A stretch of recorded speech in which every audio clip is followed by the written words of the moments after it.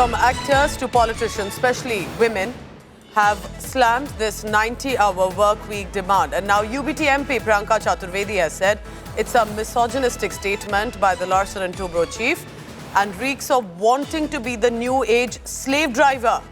The Congress party has also jumped in on this, saying top bosses are high on something. Clearly remember, women, whether actors or from the industry, are not statement. There's a reason about women specifically here, because he had said, work on a Sunday, I work on Sunday. How long can you stare at your wife? It may be a tongue-in-cheek comment, but it has led to a lot of backlash and anger. But people across the board, men and women, are raising the question about why this 90-hour work week is so important and why shouldn't there be a work-life balance. Apart from Deepika Padukone, there's been the bun player Jwala Gatta, who's also not as happy. So there are a lot of reactions that have come in. One, remember, with regard to why demand such an extensive, exhaustive work culture and let people enjoy at least the deserving off days and the weekend. But what is the reason that it has caught the ire of so many people? Priyanka Chaturvedi joining me on the phone line. Priyanka, what is it, do you think, that has been so objectionable about the comment? Because many others also have asked earlier to work harder so that there is a better result of it. What do you think is not okay with it?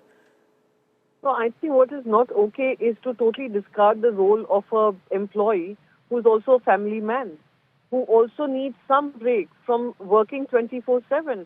To say 70 hours work week, 90-hour work week is also denying a human being any social life.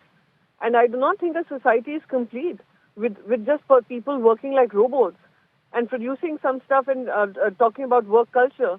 While living in a toxic work culture, we've seen so many children commit suicide because of this kind of toxic work culture, expecting people, human beings, to work for 90 hours a week rather than focusing on the labor reforms that are needed, equal wages that are needed, wages that are match up to the working hours that people put in. We are heading towards a country which seeks more and more working hours from human beings with lesser and lesser family time. That's a fair point you're making, Priyanka. Also, apart from, of course, this reference of what many have said will lead to a burnout, it is not going to lead to better outcomes. The one specific comment that he had made about, till how long can you stare at your wife on a Sunday, come and work? Do you think it can be ignored as a tongue-in-cheek casual remark?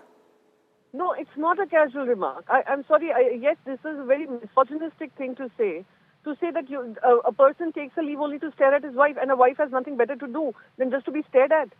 It is extremely ridiculous, and again, boxing women into some character role that they are supposed to play in the society, which is unfortunate.